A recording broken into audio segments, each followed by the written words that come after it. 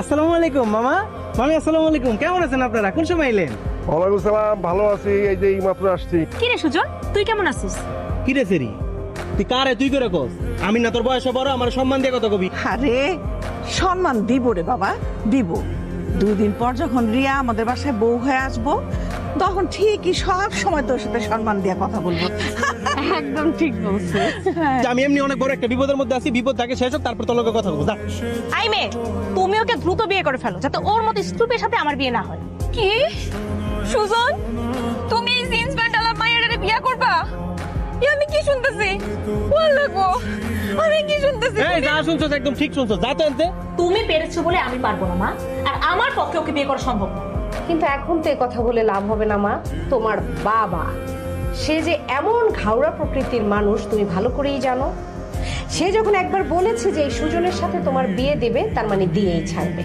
কথাটা আমি তোমারে কইতে চাই নাই মামা, কিন্তু খুব কষ্ট নিয়ে আমার কথাটা কইতে হইতাছে। তোমার মাইয়া শহর থেকে তার বয়ফ্রেন্ডে নিয়ে আসছে। বিয়ে করলে নাকি তারই করবো, আমার নাকি সে বিয়ে করবো না। আরে কি বলিস কি তুই? রিয়ার এত বড় সাহস! রিয়া কোথায়? রিয়াকে ডাক, ডাক। এই যে এইটা রিয়ার বয়ফ্রেন্ড।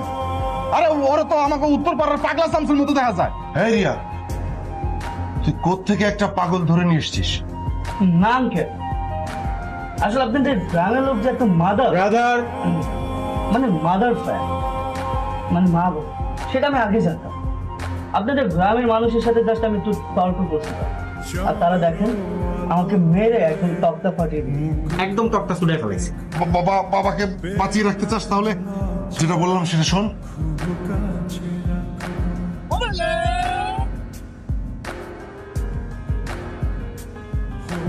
আমি বিছানা থেকে নামবো না।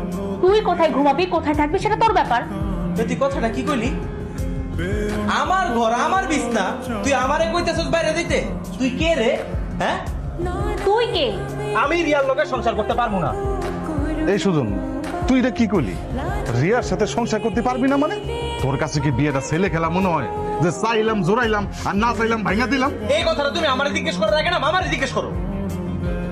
কেন আমাকে কেন জিজ্ঞাসা করবে? আমি কি জানি? তুমি কিচ্ছু জানো না। কেন জানবো? কি জানবো? আমি জানি না। আমি তোমারে জানাইতাছি। আজকে টমি আমারে ফোন করছিল, টমি আমারে ফোন করে সবকিছু খুলে কইছে। তোমরা কি না করতে পারবা?